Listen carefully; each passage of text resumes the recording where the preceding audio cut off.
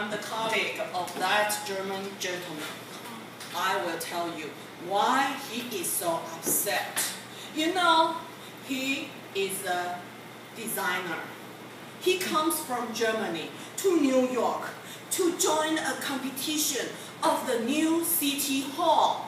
He is a designer. He draws the architecture design drawing. We use pencils every day, but after the pencil is okay, we will use ink. But we need to remove the pencil. We use your old bread to use it as the eraser. So he comes to here every 2 days to buy the old bread. It's very good to use. We don't eat it, okay? But today, this morning, you put a lot of butter inside. You ruined all his design. He's so angry.